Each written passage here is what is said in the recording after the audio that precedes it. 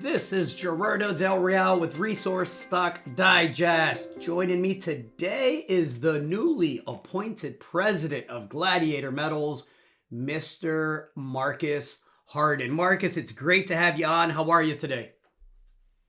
I'm great. Thank you very much, Roddy. I'm just up here in Whitehorse. The rain and the snow are starting to come in, so missing the sunshine, but things are looking great up here.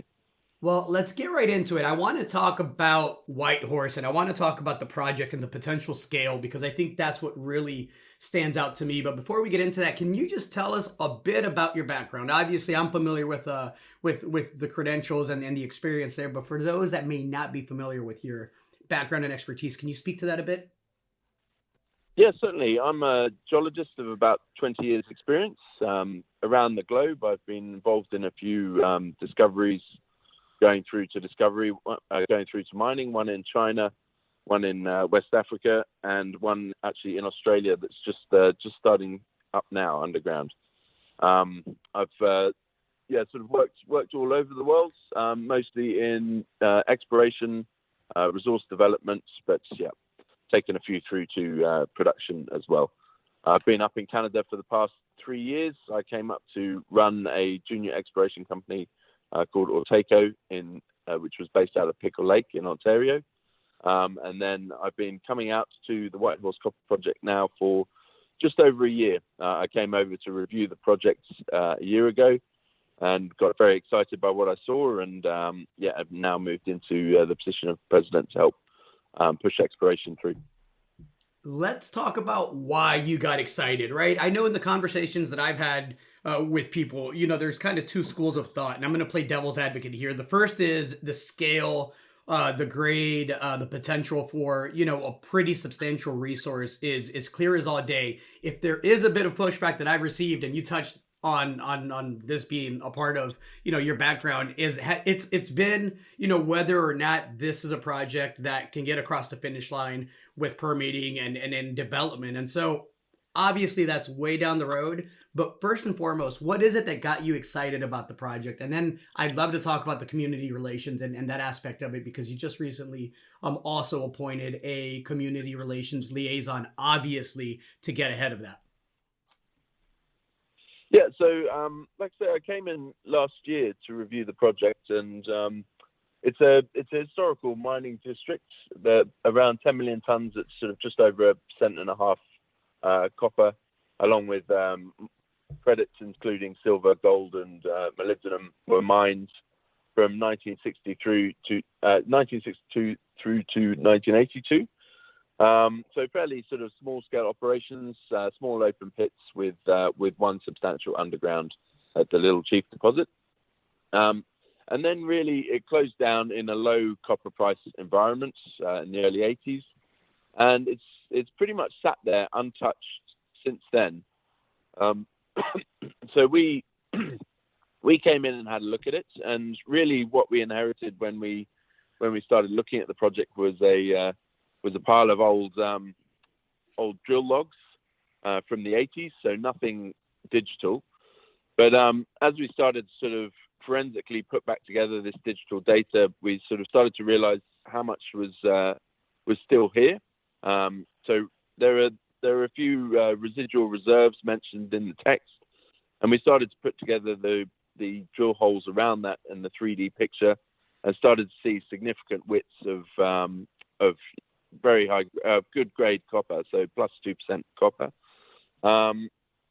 In that first trip, we put together an area called Cowley Park, which is down to the south of Trent. We've got about 35 kilometers of strike eight up here in Whitehorse, with around sort of 30 occurrences, drilled occurrences known along that trend.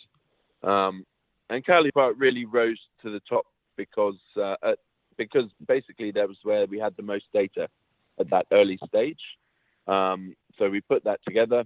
We saw some high-grade intercepts. There's very much open. The most southeasterly drill hole, I think, is 43. It's just over 2% copper and open to the southeast.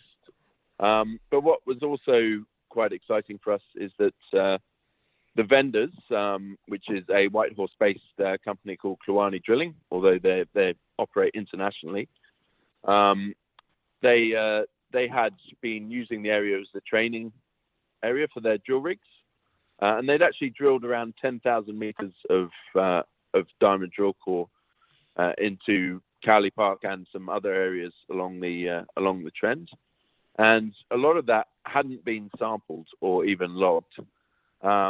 And in that initial visit, I started going through the core, going through the boxes, and we've been finding some real treasure troves in there. Sort of, there's one of the releases from last year, 12 meters at 8% copper, was sat in the core trays, unlogged and unsampled, for example. So we've been sort of putting that back together, and I'm sure, as you can appreciate, Gerardo, as a junior company, we need to sort of be getting news flow out fast and regular. Absolutely. And the idea of being able to put out those historical logs as we put them together, and the 3D picture that was starting to take shape, as well as starting to process that core that had already been drilled, is a huge leg up on that front for a company of our size. You just recommenced drilling a fully funded program. You have 8.2 million cash on hand as of September the 26th. I understand the diamond drill program is a 4,000 meter program. Is that accurate? That's right. Yeah. So we've already drilled 2,000 meters, and this is all going into the Cowley Park prospect I was talking about. We drilled that sort of earlier on in the year, and we released those results to the market. And a couple of exciting things came out of that initial drilling. One was, the mineralization. We were able to sort of confirm those higher grade portions. But the other was a lot of the historical drilling, they didn't assay for any of the credits, despite them informing the production profile when it was operating. So we've been able to bring in molybdenum, silver, and gold values as well into our new drilling, and also the sampling before was very selective, just to the sort of plus 1% copper zones.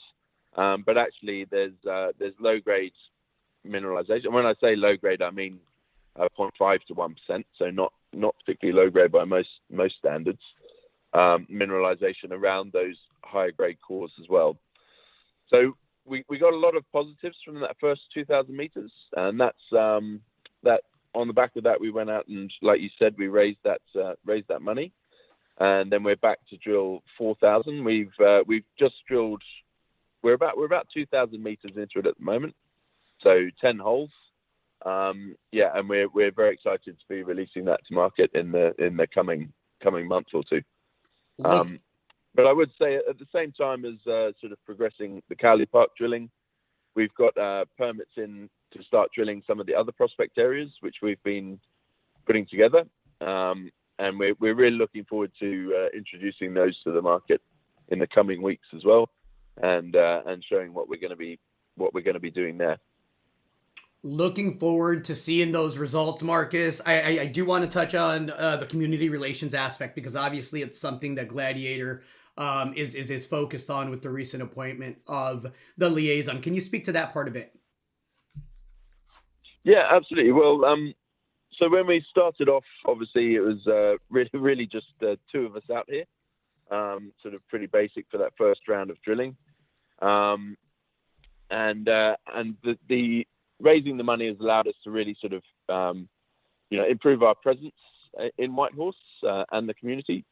We're not starting from a sort of a low position. We have our project vendors, which is, like I said, Kluani Drilling, but in particular Rob and Jim Coyne, and they're also our largest shareholders as well.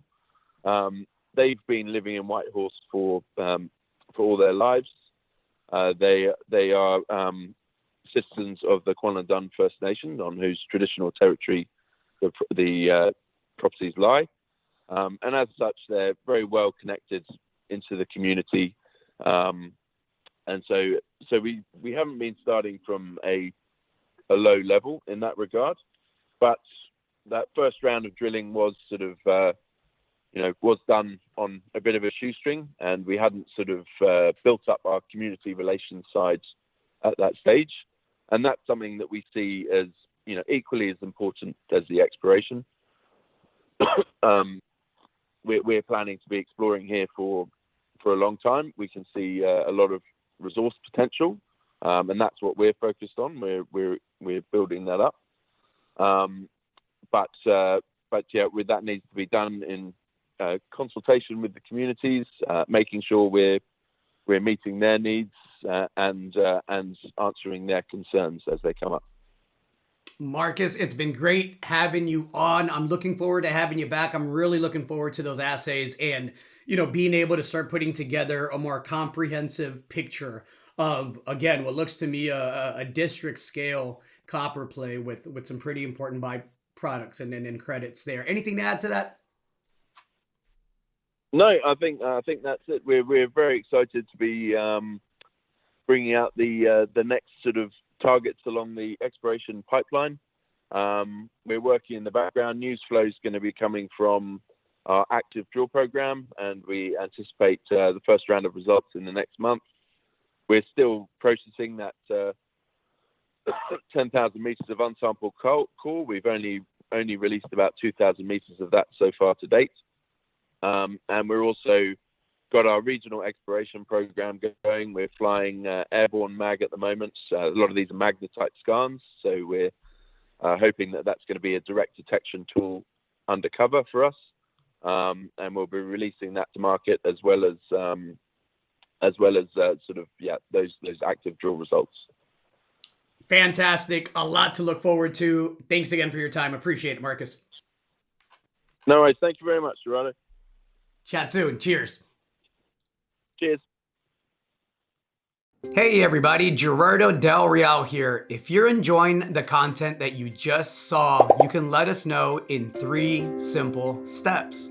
Hit the like button, hit the subscribe button, and please share across your network and on social media. Take care, everybody.